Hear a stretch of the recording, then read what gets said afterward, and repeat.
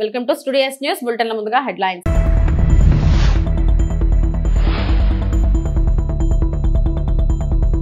Waves 2025ను ప్రారంభించిన ప్రధాని నరేంద్ర మోడీ.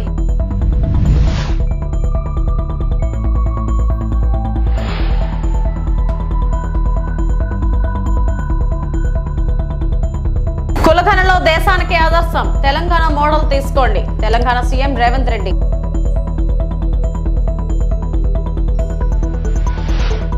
కార్యకర్తల బలమే జనసేనకు శక్తి, AP deputy CM Pawan Kalyan.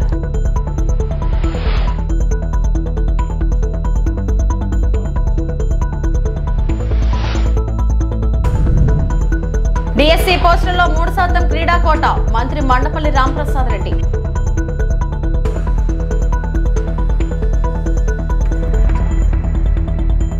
ప్రధానమంత్రి నరేంద్ర మోడీ ముంబైలోని జియో వరల్డ్ సెంటర్ లో భారతదేశపు మొట్టమొదటి వరల్డ్ ఆడియో విజువల్ మరియు ఎంటర్టైన్మెంట్ సమ్మిట్ అయిన వేవ్స్ 2025ను ప్రారంభించారు. కనెక్టింగ్ క్రియేటర్స్, కనెక్టింగ్ కంట్రీస్ అనే థీమ్ తో ఈ సమ్మిట్ భారతదేశాన్ని గ్లోబల్ మీడియా హబ్ గా మార్చడమే లక్ష్యంగా పెట్టుకుంది.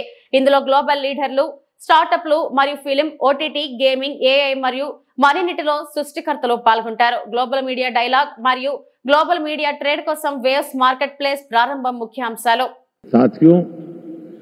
आज भारत दुनिया की 3rd लार्जेस्ट इकोनॉमी बनने की तरफ तेजी से आगे बढ़ रहा है। आज Bharat global fintech adoption rate में नंबर 1 है। दुनिया का 2nd लार्जेस्ट मोबाइल मैन्युफैक्चरर है। दुनिया का 3रे सबसे बड़ा स्टार्टअप इकोसिस्टम भारत में है। विकसित भारत की हमारी जर्नी तो अभी शुरू हुई है। भारत के पास इससे भी कहीं अधिक ऑफर करने के लिए है। भारत बिलियन प्लस आबादी के साथ साथ बिलियन प्लस स्टोरीज का भी देश है। 2000 साल पहले जब भरत मुनि ने नाट्यशास्त्र लिखा तो उसका संदेश था नाट्यम भावयति लोकम। इसका अर्थ है कला संसार को भावनाएं देती है, इमोशन देती है, फीलिंग्स देती है। सदियों पहले जब कालिदास ने अभिज्ञान शाकुंतलम, तब भारत ने क्लासिकल ड्रामा को एक नई दिशा दी। भारत की हर गली में कहानी है, हर पर्वत एक गीत है, हर नदी कुछ न कुछ गुनगुनाती है। आप भारत के 6 लाख से ज्यादा गांवों में जाएंगे तो हर गांव का अपना एक फोक है, स्टोरी टेलिंग का अपना एक खास अंदाज है। यहां अलग अलग समाजों ने लोक कथाओं के माध्यम से अपने इतिहास को अगली पीढ़ी तक पहुंचाया है। हमारे यहां संगीत भी एक साधना है। भजन हो, गजलें हो, क्लासिकल हो या कंटेम्पररी, हर सुर में एक कहानी है, हर ताल में एक आत्मा है। साथियों, हमारे यहां नाद ब्रह्म यानी साउंड ऑफ डिवाइन की कल्पना है। हमारे ईश्वर भी खुद को संगीत और नृत्य से अभिव्यक्त करते हैं। भगवान शिव का डमरू। జనగణనలో కులగణన చేయాలని కేంద్ర ప్రభుత్వం నిర్ణయించడం అభినందనీయమని తెలంగాణ సీఎం రేవంత్ రెడ్డి అన్నారు. కులగణన కోరుతూ కాంగ్రెస్ అగ్రనేత రాహుల్ గాంధీ వేల కిలోమీటర్ల పాదయాత్ర చేశారని గుర్తు చేశారు. ఈ విషయంలో మొదటగా ఆయనకు అభినందనలు చెప్పాలన్నారు. జూబ్లీ హిల్స్ లోని తన నివాసంలో ఏర్పాటు చేసిన మీడియా సమావేశంలో రేవంత్ రెడ్డి మాట్లాడారు. కులగణనపై నిర్ణయం తీసుకున్న కేంద్ర ప్రభుత్వానికి ధన్యవాదాలు. ఈ విషయంలో దేశానికి మార్గదర్శకంగా నిలిచాం. దేశంలో అనేక పార్టీలు కులగణన కోరుతున్నాయి. దీనిపై ఢిల్లీలోని జంతర్ మంతర్ వద్ద ధర్నా చేపట్టాం. కులగణన విషయంలో కేంద్ర మంత్రుల కమిటీ ఏర్పాటు చేయాలి. అందులో కేంద్ర మంత్రులు సీనియర్ అధికారులను నియమించాలి. తెలంగాణలో బీసీలుగా ఉన్న బోయలు కర్ణాటకలో ఉన్న మరో వర్గంలో ఉన్నారు. రాష్ట్రంలో 8,000 పేజీల్లో 57 ప్రశ్నల ద్వారా మేము వివరాలు సేకరించాం. వృధా కాదు, దేశానికి ఉపయోగపడ్డదని మేము చెప్తున్నాం. రోల్ మోడల్ తెలంగాణ అని ఎందుకు చెప్తున్నాం? 100 సంవత్సరాల నుంచి ఎవరు చెయ్యలేని పనిని ప్రక్రియను తెలంగాణ రాష్ట్ర ప్రభుత్వం చేయడం ద్వారా చెయ్యడానికి ఏ విధి విధానాలు ఉండాలి, చేయడం వల్ల వచ్చే ప్రయోజనం ఏంది, చెయ్యకపోతే కలిగే రాజకీయ పార్టీలకు నష్టమేంది తెలిసింది. కాబట్టి ఈరోజు తెలంగాణలో సేకరించిన సమాచారం దేశానికి ప్రయోజనం చేకూరింది. కాబట్టి ఇవాళ దేశానికే రోల్ మోడల్గా నిలబడ్డం మేము. తెలంగాణ మోడల్ దేశానికే రోల్ మోడల్. ఇప్పుడు సిద్ధు వాళ్ళు ఎందుకోసం చేస్తున్నా అనే దానికంటే దీనివల్ల ప్రజల ప్రయోజనం ఏందో చూడాల్సిందే. ఆ ఎన్నికల ముందు వాళ్ళు చేసిన ప్రయత్నాన్ని మేము తిప్పికొట్టినాం కాబట్టి, ప్రజలు కూడా తిప్పికొట్టి 240 సీట్లు ఇచ్చారు కాబట్టి రిజర్వేషన్లు రద్దు కాలేదు, రాజ్యాంగాన్ని మార్చలేదు. వాళ్ళు అనుకున్న 400 సీట్లు వచ్చినుంటే ఈ పాటికి దేశంలో రిజర్వేషన్లు రద్దయ్యేవి, రాజ్యాంగం రూపురేఖలు మారిపోయేది, ఈరోజు కులగణన కూడా జరుగుండేది కాదు. ఆ రోజు ప్రజలు మేము అప్రమత్తం చేసినాం కాబట్టి వాళ్ళకి సంపూర్ణమైన మెజారిటీ ఇవ్వకుండా 240 సీట్లు ఇచ్చారు కాబట్టి సంకీర్ణ ప్రభుత్వంలో వాళ్ళు అనుకున్న ఎజెండాను అమలు చేయలేని పరిస్థితిలో ఇప్పుడు ఈ సంకీర్ణ ప్రభుత్వాన్ని కాపాడుకోవాలంటే కులగణన చేసి తీరవలసిందే. ఎందుకంటే అక్కడ బీహార్లో వాళ్ళతో సంకీర్ణ ప్రభుత్వంలో ఉన్న నితీష్ కుమార్ ఇతరులు ఈరోజు కులగణన చేయాలనే డిమాండ్తో ఉన్నారు. మొన్నటి వరకు మీరు చెప్పిన నరేంద్ర మోడీ గారు బీజేపీ కులగణనకు వ్యతిరేకంగా మాట్లాడిండు కదా. రాజ్నాథ్ సింగ్ గారు అఫీషియల్గానే చెప్పిండు, సుప్రీంకోర్టుకి చెప్పిండు మేము చెయ్యము అని, అఫిడవిటే ఇచ్చిండు. ఎందుకు మారింది? మేము ఎన్నికల ముందు, పార్లమెంట్ ఎన్నికల ముందు ప్రజల్ని అప్రమత్తం చేసినాం కాబట్టి ప్రజలు మోడీకి సంపూర్ణమైన మెజారిటీ, ముఖ్యంగా 400 సీట్లు ఇవ్వకుండా తిరస్కరించడంతో by political compulsion he has decided to take up this issue. So మేము ఏదైతే ప్రయత్నం చేసినామో రాహుల్ గాంధీ గారి భారత్ జోడో యాత్ర దేశ ప్రజలకు ఉపయోగపడ్డది. ప్రతిపక్షం, మేము పాలకపక్షం వస్తే నిర్ణయాలు చేస్తాం, ప్రతిపక్షంలో ఉంటే ప్రభుత్వాన్ని ఒత్తిడి చేస్తాం. ఇదే కదా ప్రజాస్వామిక స్ఫూర్తి. మా ఒత్తిడితోని ఈరోజు కేంద్ర ప్రభుత్వం ముందుకు వచ్చింది, అమలు చేస్తుంది. ఈశాన్య రాష్ట్రాల అభివృద్ధికి కేంద్రం కీలక చర్యలు తీసుకుంది. షిల్లాంగ్, మేఘాలయ నుండి సిల్చర్, అస్సాం వరకు 166 కిలోమీటర్ల పొడవులో 4 లైన్ల హైస్పీడ్ హైవే నిర్మాణానికి కేంద్ర కేబినెట్ ఆమోదం తెలిపింది. 22,864 కోట్ల భారీ బడ్జెట్ తో చేపట్టనున్న ఈ ప్రాజెక్ట్ 3 ఏళ్లలో పూర్తయ్యేలా లక్ష్యంగా పెట్టుకున్నట్లు కేంద్ర మంత్రి అశ్విని వైష్ణవ్ తెలిపారు. आज हमारे प्रधानमंत्री श्री नरेंद्र मोदी जी के नेतृत्व में कैबिनेट में कई महत्वपूर्ण फैसले हुए हैं, आपके सामने रखूंगा अभी। सबसे पहला जो एक इम्पोर्टेंट फैसला हुआ है, सिलचर से शिलोंग, शिलोंग से सिलचर हमारे नॉर्थ ईस्टर्न सेक्टर में एक बहुत बड़ा project high speed corridor highway का मेघालय और आसाम को जोड़ता हुआ वो अप्रूव हुआ है। बहुत बड़ा प्रोजेक्ट है, 22,864 करोड़ रुपीस का इसका एस्टिमेटेड कॉस्ट है। 166 किलोमीटर्स 4 लेन एक्सेस कंट्रोल्ड, बहुत इंपॉर्टेंट। अगर आप इसको मैप पे देखेंगे, आपको पिंक कलर का जो एग्जिस्टिंग हाईवे दिख रहा है, ये हाईवे और कंपेयर करिए अब आप ब्राउन एंड रेड। यहाँ पे अगर आप कंपैरिजन करेंगे ब्राउन और रेड, ये red colour is from Shillong to Silchar. This will be the new highway which will basically provide a major connectivity to Tripura, Manipur and Mizoram, and this will become a major corridor for Northeast. 22,864 crore rupees का ये project है, बहुत बड़ा project है. This project will be constructed under hybrid annuity mode. There are 3 years of construction period and 15 years of operation period. Because of the northeast terrain, 19 major bridges, 153 minor bridges, 326 culverts, 22 underpasses, 26 vehicle overpasses and 34 viaducts amounting to about 9 kilometers. बहुत ही complex project. జన సైనికులు బీమా పరిహారం సొమ్ము పెంచాలని ఆలోచిస్తున్నట్లు ఆ party అధ్యక్షుడు పవన్ కళ్యాణ్ తెలిపారు. మంగళగిరిలోని జనసేన కార్యాలయంలో సభ్యత్వ కిట్ల పంపిణీలో సేవలు అందించిన వాలంటీర్లతో ఆయన సమావేశమయ్యారు. జన సైనికులు వీర మహిళల ప్రేరణే జనసేన పార్టీకి శ్వాస అని పవన్ తెలిపారు. కార్యకర్తల బలమే తనకు ప్రధాన శక్తి అని, వారంతా తన ఆత్మ బంధువులని వ్యాఖ్యానించారు. ఉపాధి శ్రామికులకు బీమా అందించడం వెనుక జనసేన స్ఫూర్తి ఉందని చెప్పారు. నేను ఎందుకు చేస్తున్నాను ఈ పని, నేను ఎందుకు ఇక్కడ ఉన్నానని నా కోరిక ఏంటంటే ఈ ఇన్సూరెన్స్ అమౌంట్ పెంచాలని కోరుకుంటున్నాను. అది ఎలా జరుగుతుందంటే నాకు చాలా ఇన్సూరెన్స్ కంపెనీస్ చాలా మాట్లాడాలి. సో అందుకని మన ఈ ప్రేరణే మొన్న జాతీయ ఉపాధి హామీ పథకం కింద పనిచేసే శ్రామికులందరికీ వాళ్ళు ప్రీమియం కూడా పే చేయకుండా ముందు డైరెక్ట్ ఒక 2 లక్షలు ఇచ్చేస్తాం ఫస్ట్. అది దాని ప్రేరణ మన నుంచే కలిగింది, మన జనసేన పార్టీ నుంచే కలిగింది.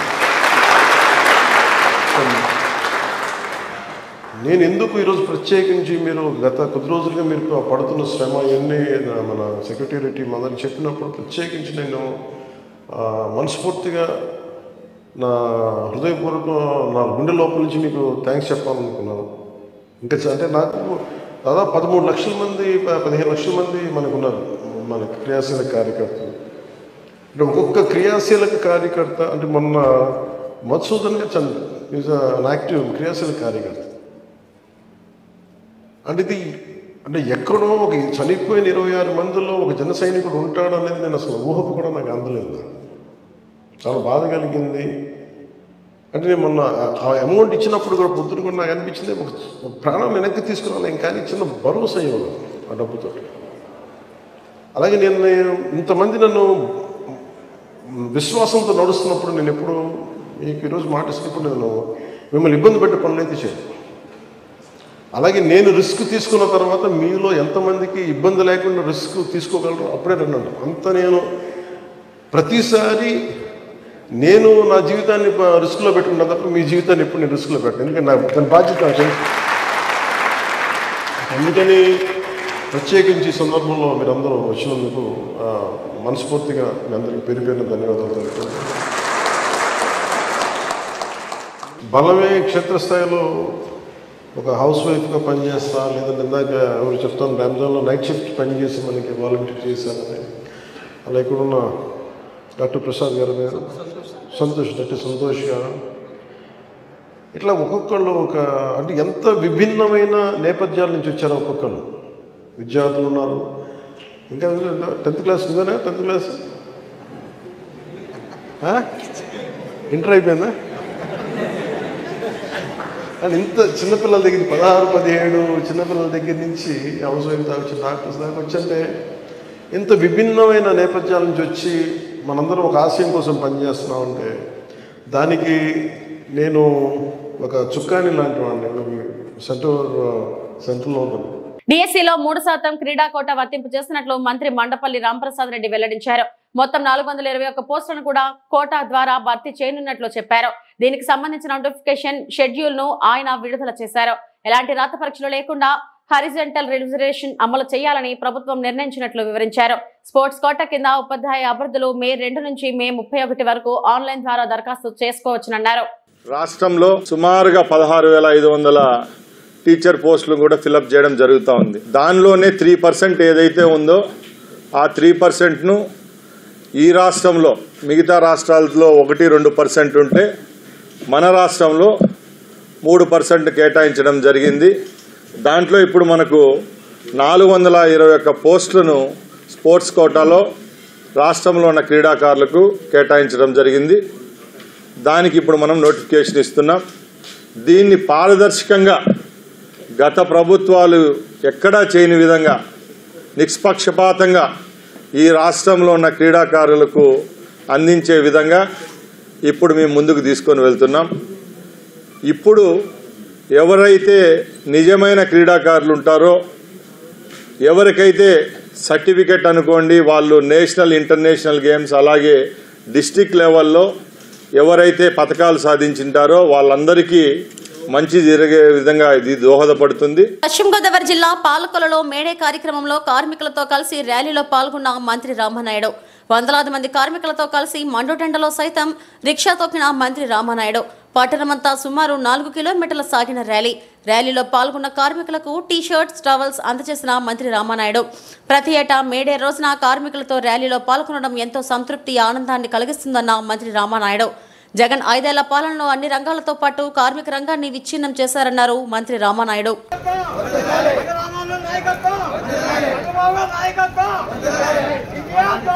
మీ అందరికీ ముందుగా మేడే శుభాకాంక్షలు తెలియజేస్తూ ఉన్నా. మీ అందరికీ తెలుసు, న్యాయమైనటువంటి డిమాండ్ల కోసం 8 గంటల పని దినాల కోసం ఆ రోజు కార్మికుల అవిశ్రాంత పోరాట ఫలితం మేడే అన్నటువంటి సంగతి.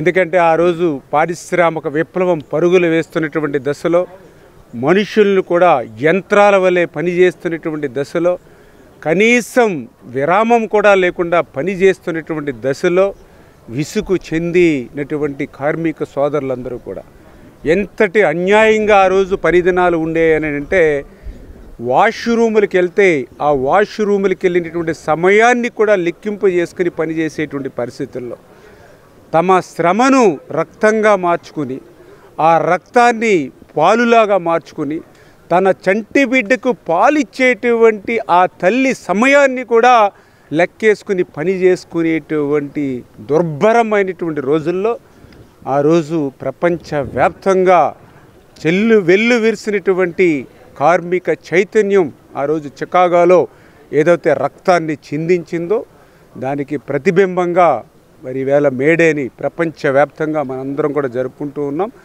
అటువంటి మేడే సందర్భంగా ఈరోజు పాలకొల్లులో, ఈరోజనే కాదు గత 15 సంవత్సరాలుగా కూడా ఆ కార్మికులతోటి, ఆ కర్షకులతోటి కలిసి నడిచేటువంటి వ్యక్తిగా, ఈ పాలకొల్లు నియోజకవర్గానికి ఎవరైనా పెద్ద కూలీ ఉన్నారని అంటే అది నేనే అనేటువంటి విధంగా ఈ యొక్క నియోజకవర్గ ప్రజలకు పనిచేసేటువంటి వ్యక్తిగా మరి ఆ రోజు నుంచి ఈ రోజు వరకు కూడా కలిసిమెలిసి పనిచేస్తూ మరి ఈరోజు కూడా నా పాలకొల్లు నియోజకవర్గంలోనే కాదు ఆంధ్రప్రదేశ్ రాష్ట్రంలో కూడా మనం చూస్తూ ఉన్నాం. గౌరవ ముఖ్యమంత్రి నారా చంద్రబాబు నాయుడు గారు సారథ్యంలో ఆ కార్మికులకి, కర్షకులకి ఈ ప్రభుత్వం ఎప్పుడు అండగా. ఎందుకంటే మా తెలుగుదేశం పార్టీ జెండాయే ఆ కార్మికుల ఒక ఎజెండాగా. మన రైతు మన రామానాయుడు కార్యక్రమంలో 1,63,00,000 అభివృద్ధి పనులకు శంకుస్థాపన చేసిన మంత్రి నిమ్మల. గత 5 ఏళ్ల పాలనలో ఆంధ్రప్రదేశ్ తగలబడుతుంటే నీరో చక్రవర్తిలో మద్యం డబ్బులు లెక్కబెట్టుకున్న జగన్కి జనాల సమస్యలపై మాట్లాడే అర్హత లేదు.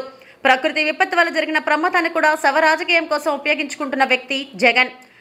బార్కేడ్లు, పరదాలు, 144 సెక్షన్, 30 యాక్ట్లు, ముందస్తు అరెస్టులతో తాడేపల్లికి బందీగా నాడు జగన్ పాలన సాగింది. అమరావతి రాజధాని పునర్నిర్మాణం రేపటి రోజు దేశ చరిత్రలో చారిత్రాత్మకంగా నిలిచిపోతుంది. రాజధాని రైతుల త్యాగంతో ప్రతి పౌరుడు గుర్తించేలా ప్రపంచ స్థాయి రాజధానిని చంద్రబాబు నిర్మించనున్నారు. విధ్వంస పాలకుడి చేతిలో శిథిలమైన ఆంధ్రప్రదేశ్ రాష్ట్ర రాజధాని అమరావతి స్వప్న సాకారం దిశగా అడుగులు వేస్తుంది. ఈ రకంగా ఒక రైతు బిడ్డగా, ఒక వ్యవసాయం నుంచి వచ్చినటువంటి వ్యక్తిగా, ఆ రైతుల రుణం తీర్చుకునేటువంటి వ్యక్తిగా, అందరికీ అన్నం పెట్టేటువంటి అన్నదాతకు ఏ మాత్రం కూడా కష్టం ఉండకూడదు అనేటువంటి ఆలోచనతో ఈ నిధులు తీసుకురావడానికి ఆ రైతుల తరపున నేనే శ్రమించి, నేనే కష్టించి మరి సెక్రటేరియట్లో మరి ఆ ఫైల్స్ని ప్రతిరోజు కూడా మూవ్ చేసుకుంటూ, ప్రతి క్షణము ప్రతిరోజు కూడా రివ్యూ చేసుకుంటూ ఈవేళ ఎంతో శ్రమించి, ఎందుకంటే రాష్ట్రం దగ్గర ఆర్థిక పరిస్థితి అత్యంత దయానీయంగా ఉన్నటువంటి స్థితిలో ఈవేళ ఎక్కడైనా సరే మరి కేంద్రం దగ్గరకు, ఢిల్లీ దగ్గరికి పోయి ఏదో ఒక రూపేణా మరి కాళ్ళలో వేళ్ళలో పట్టుకుని ఏదైనా అప్పు తెచ్చినా కూడా ఆ తెచ్చిన అప్పు కూడా ఎవరికైనా పంచుదామంటే కూడా ఉండట్లేదు. గత 5 సంవత్సరాల జగన్మోహన్ రెడ్డి పుణ్యవాని తెచ్చినటువంటి అప్పు కూడా మరి అది కూడా ఆవిరైపోతున్నటువంటి పరిస్థితి ఆ యొక్క అప్పుల వడ్డీలు కట్టడానికి. అటువంటి స్థితిలో కూడా ఇంత పెద్ద ఎత్తున ఈవేళ ఆ రైతాంగానికి సేవ చేస్తున్నామని అంటే రైతుల పట్ల మాకున్నటువంటి చిత్తశుద్ధికి అదొక నిదర్శనం. ఒక రైతు బిడ్డగా అది నా బాధ్యత అనేటువంటి విషయాన్ని గుర్తుపెట్టుకుని పనులు చేస్తున్నాననేటువంటి విషయాన్ని ఈ సందర్భంగా తెలియజేసుకుంటూ మరి ఇన్ని అభివృద్ధి కార్యక్రమాలు ఈరోజు కూడా చూస్తున్న 1వ తారీఖు ఈవేళ 3,000 కోట్ల రూపాయలు ఆంధ్రప్రదేశ్ రాష్ట్రంలో పెన్షన్లు ఇచ్చేటువంటి రోజు. ఇన్ని అభివృద్ధి కార్యక్రమాలు, ఇన్ని సంక్షేమ కార్యక్రమాలు చేస్తూ ఉంటే భవన నిర్మాణ కార్మికులకు అల్పాహారం ఏర్పాటు చేసి వారితో సహా పంక్తి భోజనం చేసిన జనసేన ఇన్ఛార్జ్ శ్రీమతి వినూత కోట. ఈ రోజు అంతర్జాతీయ కార్మికుల దినోత్సవం సందర్భంగా శ్రీకాళహస్తి నియోజకవర్గ జనసేన పార్టీ ఇన్ఛార్జ్ శ్రీమతి వినుత కోట పట్టణంలోని రామసేతు వంతెన వద్ద భవన నిర్మాణ కార్మికులకు అల్పాహారం టిఫిన్ ఏర్పాటు చేసి వారితో కలిసి సహపంక్తి భోజనం చేయడం జరిగింది. కూటమి ప్రభుత్వంలో కార్మికులకు కర్షకులకు ఉపాధి పెద్ద ఎత్తున కల్పిస్తున్నట్టు తెలిపారు. ఈ సందర్భంగా భవన నిర్మాణ కార్మికుల శ్రీమతి వినుత కోటతో కూటమి ప్రభుత్వంలో గౌరవ ముఖ్యమంత్రి నారా చంద్రబాబు నాయుడు, గౌరవ ఉప ముఖ్యమంత్రి పవన్ కళ్యాణ్ నేతృత్వంలో అందరూ ఉపాధి కలుగుతుందని, నిత్యావసర వస్తువుల ధరలు కూడా తగ్గడంతో తమ కుటుంబ పోషణకి ఇబ్బందులు తగ్గాయని సంతోషాన్ని వ్యక్తం చేశారు. ఈ కార్యక్రమంలో నాయకులు కావలి శివకుమార్, తోట గణేష్, పేట చంద్రశేఖర్, లక్ష్మి, రాజ్యలక్ష్మి తదితరులు పాల్గొన్నారు. నెక్స్ట్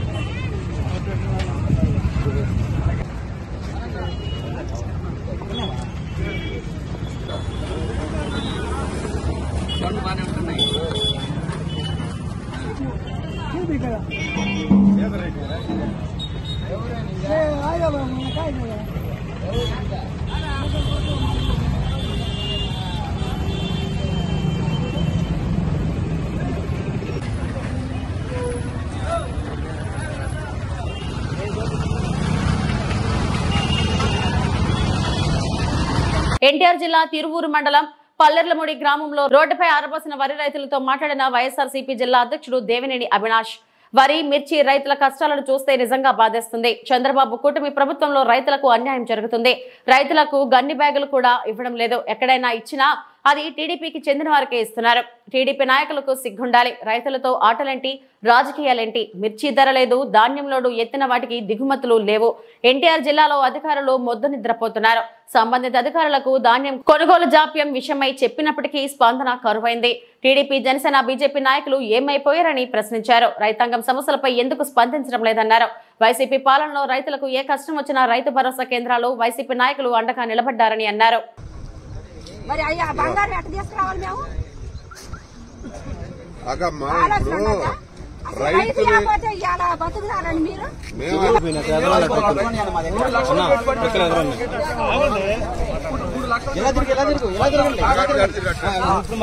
దాదాపుగా రైతాంగం అంతా గారు కన్నీళ్ళు పెట్టినవి. ఒక పక్క మిర్చి రైతులు కానివ్వండి, ధాన్యం కానివ్వండి, ప్రతి ఒక్కరు గారు ఈరోజు చంద్రబాబు నాయుడు ప్రభుత్వంలో, కూటమి ప్రభుత్వంలో అన్యాయం గురవుతుంది. ఈరోజు గోన్ సంచి ఇవ్వకుండా, రోడ్డు మీద కోసిన ఏదైతే ధాన్యం ఉందో దానికి సంబంధించి గోన్ సంచి ఇవ్వకుండా, ఒకవేళ ఇచ్చిన దాంట్లో కూడా తెలుగుదేశం పార్టీకి సంబంధించిన నాయకులు, కార్యకర్తలకు ఇచ్చే విధంగా ఈరోజు కూటమి ప్రభుత్వం ముందుకెళ్తారు. అంటే అధికారులకు కానివ్వండి, లేకపోతే ఆ తెలుగుదేశం పార్టీ ఎవరైతే నాయకులు ఉన్నారో కొంచెం సిగ్గు ఉండాలి. రైతులతో ఏంటి మీ ఆటలు, రైతులతో మీ రాజకీయాలు ఏంటి? ఈరోజు రైతులు ఎంతో కష్టపడి ఈరోజు వాళ్ళు ధాన్యం పండించి మనకి అన్నం పెడుతుంటే వాళ్ళ విషయంలో గారా నీచంగా ఈరోజు కూటమి ప్రభుత్వంలో రాజకీయం చేస్తున్నారు. ఈరోజు ఒక్కసారి రైతులు ఏ విధంగా మాట్లాడుతున్నారు. మిర్చి రైతులకి మద్దతు ధర లేదు, గోన్ సంచులు ఇవ్వట్లా, లేకపోతే సంచులు ఇచ్చి ట్రక్ లోడింగ్ పెడితే ఆ బస్తాలు తీసుకోవట్లా. ఆ విధంగా ఈరోజు అధికారులు కానివ్వండి మొద్దు నిద్ర. ఈరోజు ఎన్టీఆర్ జిల్లాలో అధికారులందరూ గారు మొద్దు నిద్రపోతున్నారు. కలెక్టర్ గారికి మా ఇన్ఛార్జ్ వర్యులు స్వామిదాస్ గారు కలెక్టర్ గారికి గారు అనేక సందర్భాల్లో వినతి పత్రం ఇచ్చి మీరు ఆ ధాన్యం కొనుగోలు చేయండి, గోను సంచులు ఇవ్వండి అని చెప్తే సివిల్ సప్లై ఆఫీస్లో చెప్పాము చేస్తామన్నారు, కానీ ఈ రోజుకి ఒక్కరు కూడా స్పందించారు. అసలు తెలుగుదేశం పార్టీ నాయకులు ఏమైపోయారు, జనసేన పార్టీ నాయకులు ఏమైపోయారు, బీజేపీ నాయకుల పార్టీ వాళ్ళు ఏమైపోయారు? ఎందుకు ఎవరు గారు రైతాంగ సమస్య మీద ఎందుకు ఒక్కరు గారు స్పందించారు? ఈరోజు జగన్మోహన్ రెడ్డి గారి నాయకత్వంలో ఉందంటే ఆ రోజు రైతు భరోసా కేంద్రాలు పెట్టి రైతాంగానికి ఏ చిన్న ఇబ్బంది వచ్చినా అధికారులు కానివ్వండి, ఆ ఊరిలో ఉన్న మా వైఎస్ఆర్ కాంగ్రెస్ పార్టీ నాయకులు కార్యకర్తలు ప్రతి ఒక్కరి గారు అండగా ఉండి రైతాంగానికి ఎటువంటి ఇబ్బంది లేకుండా చేసిన ప్రభుత్వం జగన్మోహన్ రెడ్డి గారి ప్రభుత్వం. ఈరోజు ప్రతి రైతు కానివ్వండి, మహిళా రైతులు గారు ఈరోజు అంటున్నారు చంద్రబాబు నాయుడు వస్తేనే రైతులు కష్టకాలం. ఎందుకంటే ఈ రోజు గారు 99 నుంచి గారు చంద్రబాబు నాయుడు నినాదం ఒకటే, వ్యవసాయం దండగా. ఇదే అతని నినాదం. ఈ రోజుకి అదే విధంగా ముందుకు వెళ్తున్నారు, కానీ రైతులకి న్యాయం చేయాలని చెప్పిన ఒక ఉద్దేశం చంద్రబాబు నాయుడుకి లేదు. ఇవి ఇప్పటివరకు నా బులెటిన్ అప్డేట్స్. నమస్తే.